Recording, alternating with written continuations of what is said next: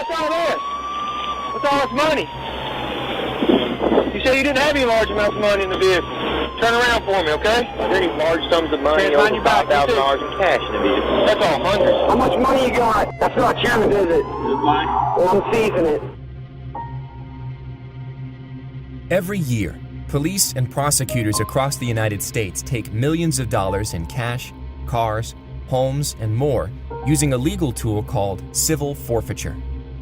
Using civil forfeiture, law enforcement can take your property without even charging you with a crime. In most places, cash and property taken boost the budgets of the very police agencies and prosecutors' offices that took it. This video tracks as much of that money and property as possible. How much is taken? How is it taken? And where does it go after it's taken? Let's begin at the federal level. The Department of Justice's Forfeiture Fund was established in the mid-1980s to collect seized property and distribute the proceeds to federal, state, and local law enforcement. Since 2001, it has exploded, with the annual take reaching $4.5 billion in 2014. The Treasury Department takes billions more. In all, the federal government took $29 billion in cash and property in just 14 years. Most often, property is taken using civil forfeiture, not criminal. With criminal forfeiture, the government must convict you before it can take your property. But under civil forfeiture, no conviction is necessary. Just 13% of Justice Department forfeitures followed a conviction. Now let's look at another part of federal forfeiture: equitable sharing. This is a controversial program that allows local cops to seize property, turn it over to the feds, and get up to 80% of the proceeds back.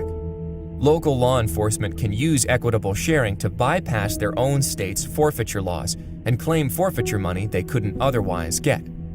Since 2000, the Justice Department has paid state and local law enforcement $4.7 billion out of cash and property taken through equitable sharing. Over 14 years, the annual equitable sharing take tripled. In January 2015, the Attorney General announced changes intended to curb equitable sharing, but they only targeted a small slice of the program. Let's turn to the states. How much money and property is taken under state civil forfeiture laws? It's impossible to say. Few states publish forfeiture information online. The Institute for Justice tried to get forfeiture records from every state, but many don't keep them, and others weren't usable. The best nationwide snapshot we could get for a single year was 2012. Altogether, these 26 states and the District of Columbia took roughly $254 million in cash and property. We can look at a longer time period, but only for 14 states. In 12 years, these states' combined annual forfeiture revenue more than doubled. And what does law enforcement buy with all of that forfeiture money? Unfortunately, it's hard to say. Law enforcement is even less forthcoming about its spending than it is about its seizing, although IJ obtained data for a handful of states that provide a glimpse. Across these 4 states, most forfeiture money paid for equipment and law enforcement salaries, things that benefit officers by improving working conditions or even pay. Perhaps even more troubling, a large share of spending was simply marked "other," and there is no way to know what that money bought.